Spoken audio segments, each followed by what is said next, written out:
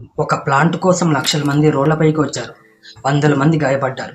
అనేక కుటుంబాలు తమ భూములను కోల్పోయాయి. కానీ ఇప్పుడు ఆ ప్లాంట్ అమ్మేస్తామంటున్నారు. మీరు ఊహించారా? ఈ స్టోరీ కేవలం స్టీల్ గురించి కాదు, ఇది ఒక రాష్ట్రం యొక్క గౌరవం గురించి. హాయ్, నేను హరీష్ మజ్జి. గలం ఎక్స్ప్లోర్కి స్వాగతం. ఇవాళ మనం మాట్లాడుకోబోతున్నది కేవలం ఒక ఫ్యాక్టరీ గురించి కాదు, ఒక రాష్ట్రం గుండెల్లో ముద్ర వేసుకున్న ఉద్యమం గురించి. విశాఖ ఉక్కు ఉద్యమం, దాని ఫలితం విశాఖ స్టీల్ ప్లాంట్. ఇది ఎందుకు అంత ఎమోషన్? ఎందుకు ఆంధ్ర ప్రజలు అమ్ముద్దంటున్నారు? మరి ఈ ప్లాంట్ని కాపాడడానికి నిజంగా ఏం చేయాలి? ఈ వీడియోలో చివరి వరకు మీరు అర్థం చేసుకుంటారు. హిస్టారికల్ కాంటెక్స్ట్కి వెళ్తే 1950లోనే ఆంధ్రలో స్టీల్ ప్లాంట్ డిమాండ్ మొదలైంది. కానీ 1966లో ఆ డిమాండ్ రక్తపాతంగా అయింది. విశాఖపట్నంలో నిరాశనకారులపై పోలీసులు కాల్పులు, దాదాపు 32 మంది మరణించారు. ఈ త్యాగమే ఉద్యమానికి నిప్పు పోసింది. విశాఖ ఉక్కు ఆంధ్రుల హక్కు అనే నినాదం దేశమంతా మారుమ్రోగిపోయింది. 1950లలో స్వాతంత్రం తర్వాత ఇండియాకి భారీగా స్టీల్ అవసరమైంది. కానీ మొత్తం స్టీల్ ప్లాంట్స్ ఉత్తర భారతదేశంలోనే ఉన్నాయి. బిలాయ్, రూర్కెలా, బొకారో. సౌత్లో ఒక ప్లాంట్ కూడా లేకపోవడం వల్ల ఆంధ్ర ప్రజలు ఫైర్ అయ్యారు. ఇంకొకటి, విశాఖ ఉక్కు ఆంధ్రుల హక్కు అనే నినాదం మొదలైంది. 1960లలో పెద్ద ఉద్యమం జరిగింది. 32 మంది ప్రాణాలు కోల్పోయారు. అనేక కుటుంబాలు తన భూములు ఇచ్చారు. 16,000 ఎకరాల భూమిని సేకరించారు. వేలాది కుటుంబాలు డిస్ప్లేస్మెంట్ అయ్యాయి. ఆ త్యాగాల ప్రభావంతో 1971లో ఇందిరాగాంధీ గారు స్టీల్ ప్లాంట్ని ప్రకటించారు. సోవియట్ రష్యా సహకారంతో 1981లో నిర్మాణం మొదలై 1992లో పూర్తి స్థాయిలో ఉత్పత్తి మొదలైంది.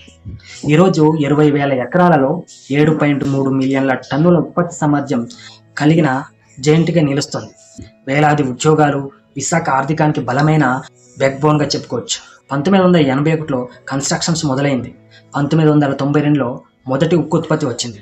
అప్పటి నుంచి Vizag steel plant pride of Andhra అనే పేరు వచ్చింది. ప్రెజెంట్లో ఉన్నటువంటి ఇష్యూని మనం చూస్తే, వైజాగ్ స్టీల్ ప్లాంట్ అనేది పబ్లిక్ సెక్టర్ కంపెనీ, సెంట్రల్ గవర్నమెంట్కి చెందింది.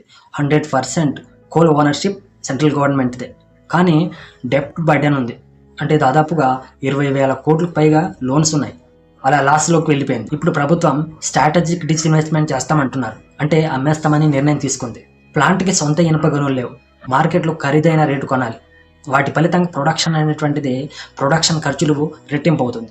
కేంద్రం తాజాగా 11,440 కోట్ల ప్యాకేజ్ ఇచ్చింది. కానీ ఇది కేవలం అప్పు తీర్చడానికి మాత్రమే. ఇక్కడ నుంచి లాభాల్లోకి ఎలా వస్తుంది? అదే ప్రశ్న. ఇక్కడ ఉన్నటువంటి ఆంధ్ర ప్రజలు ఆ ప్లాంట్తో ఒక ఎమోషన్ బాండింగ్ ఉంటుంది. ఆంధ్ర ప్రజలు ఫైర్ అయ్యారు. ఎందుకంటే ఇది కేవలం ఫ్యాక్టరీ కాదు, ఇది త్యాగాల ఫలితం. ఎందరో బలిదానం, ఎందరో డిస్ప్లేస్మెంట్. ఇది కేవలం బిజినెస్ కాదు, విశాఖ హక్కు, ఆంధ్రుల హక్కు అనే నినాదం మళ్ళీ వినిపిస్తుంది. ప్రజలు, రాజకీయ పార్టీలు, కార్మికులు అందరూ ఒకే మాట, అమ్మొద్దు అని. ఇక్కడ అమ్మడానికి సొల్యూషన్స్ అంటే చాలా మంది మేధావులు మాట్లాడుతున్నారు. ఇది అమ్మకుండా ఉండడానికి ఏం చేయాలి? వాళ్ళు మాట్లాడేది ఒకటోది క్యాప్టివ్ మైన్స్ ఇవ్వాలి. వాటి వల్ల ఐరన్ ఓర్ ఖర్చు తగ్గుతుంది. రెండవది డెప్త్ రీస్ట్రక్చరింగ్, అంటే బ్యాంకులు లాంగ్ టర్మ్ కి ఎక్స్టెండ్ చేయాలి. మూడవది మోడరైజేషన్, టెక్నాలజీ అప్గ్రేడ్ చేయాలి. వాటి వల్ల ప్రొడక్షన్ ఎఫిషియన్సీ అనేటువంటిది పెరుగుతూ ఉంది. నాలుగవది స్టేట్ సెంటర్ కలిపి నడపాలి.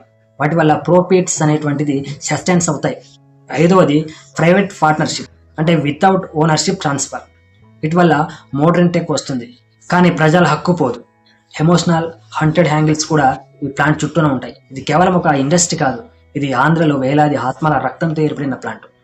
ఎవరైనా చెప్తారు ఈ గేట్ల ముందు చనిపోయిన ఉద్యమకారుల ఆత్మలు ఇంకా తిరుగుతూనే ఉన్నాయని. వాళ్ళ సాక్రిఫైస్ వృధా అయితే మనమే హంటెడ్ అవుతాం, guilty. Vizag steel plant story ఇది ఒక ఎకనామిక్ ఇష్యూ మాత్రమే కాదు, ఒక ఎమోషన్, ఒక చరిత్ర. ప్రశ్న మీకే, ఒక రాష్ట్ర గర్వాన్ని అమ్మేయాలా లేక కాపాడుకోవాలా? మీ అభిప్రాయం ఏమిటి? కామెంట్లో రాయండి. మరియు ఈ వీడియో మీకు నచ్చితే లైక్ చేయండి, మీ ఫ్రెండ్స్తో షేర్ చేయండి. గలం ఎక్స్ప్లోర్ ఛానల్కి సబ్స్క్రైబ్ అవ్వండి. ఎందుకంటే మనం ఎక్స్ప్లోర్ చేయబోయేది మనకు దూరంగా కనిపించే కానీ మన గుండెల్లో దాచుకున్న నిజాలు. నెక్స్ట్ వీడియోలో ఇంకొక ఇంట్రెస్టింగ్ టాపిక్తో మీ ముందుకు వస్తా, మిస్ కావద్దు. Thank you so much.